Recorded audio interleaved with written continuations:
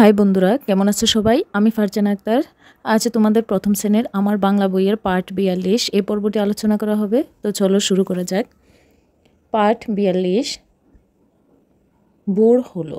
Bore হলো এটা হচ্ছে একটা কবিতা। কবিতাটার নাম হচ্ছে বোর হলো।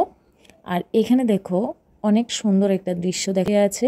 এই ছবিটাতে দেখো কি কি আছে। আমরা নৌকা দেখতে পাচ্ছি, পালতোলা নৌকা। তারপরে এদিকে দেখো সূর্য উঠতেছে অর্থাৎ ভোরবেলায়। তারপরে এখানে দেখো দুইটা পাখি ডাকতেছে গাছে, আবার গাছে ফুল ধরে আছে। তারপর এখানে দেখো একটা মেয়ে ঘুমিয়ে আছে, বালিকা, সে ঘুমিয়ে আছে।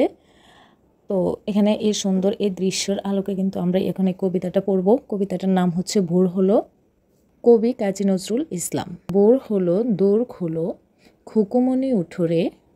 ভোর হলো মানে সকাল হলো, দোর খোলো, দোর খোলো মানে দরজা খোলো, দোর মানে দরজা, খুকুমনি উঠোরে। খুকুমনি বলতে এই মেয়েটাকে বোঝাচ্ছে বা একটা বালিকাকে বোঝাচ্ছে। খুকুমনি উঠোরে, ওই ডাকে জুই শাখে ফুল খুকে ছোটরে। অর্থাৎ ওই যে ডাকতেছে, পাখিরা ডাকতেছে ফুল খুকি ছোটরে, অর্থাৎ ফুল তোলার জন্য তোমাকে ডাকতেছে। খুলিহাল তুলিপাল ওই তুরে চললো, খুলিহাল অর্থাৎ পাল তোলা নৌকো চলে যাচ্ছে। এইবার এইবার খুকু চোখ খুলল, এখন খুকু চোখ খুলল। আলো সে নয় সে উঠে রোজ সকালে, বলতেছে খুকু আলসেমি করে না, অর্থাৎ অলস নয়, সে রোজ সকালে উঠে যায়। রোজ তাই ছাদাবাই টিপ দেয় কপালে। রোজ মানে প্রতিদিন, সেজন্য প্রতিদিন। ছাদাবাই মানে চাঁদ মামা টিপ দেয় কপালে, কপালে টিপ দিয়ে যায়। এখানে অংশবিশেষ লেখা আছে, অর্থাৎ আরও অনেক বড় একটা কবিতা, যেটার কিছুটা অংশ তোমাদের বইয়ে দেওয়া হয়েছে তোমাদের পড়ার জন্য। দেখো আমরা কবিতাটা আবার পড়ব। বোর হলো, কবিতাটার নাম বোর হলো, কবি কাজী নজরুল ইসলাম। বোর হলো দোর খোলো, খুকুমনি উঠোরে, ওই ডাকে জুই শাখে ফুল খুকি ছোটরে। খুলিহাল তুলিপাল ওই তরি চলল, এইবার এইবার খুকু চোখ খুলল।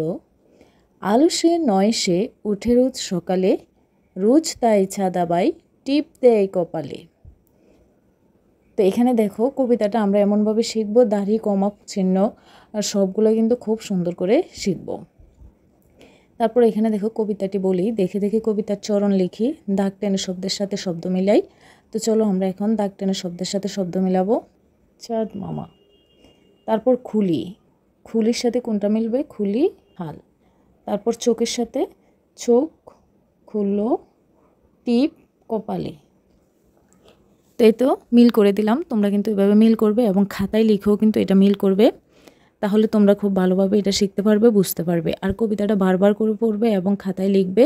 যত বেশি পড়বে এবং যত বেশি লিখবে আর যত বেশি প্র্যাকটিস করবে, তোমাদের পড়াটা কিন্তু তত বেশি সুন্দর হবে। আমি সবসময় বলি, তোমরা যখনই পড়বে সাথে সাথে এই পড়াটা লিখে ফেলবে। আজকের পর্বটি এ পর্যন্ত। সবাইকে অসংখ্য ধন্যবাদ।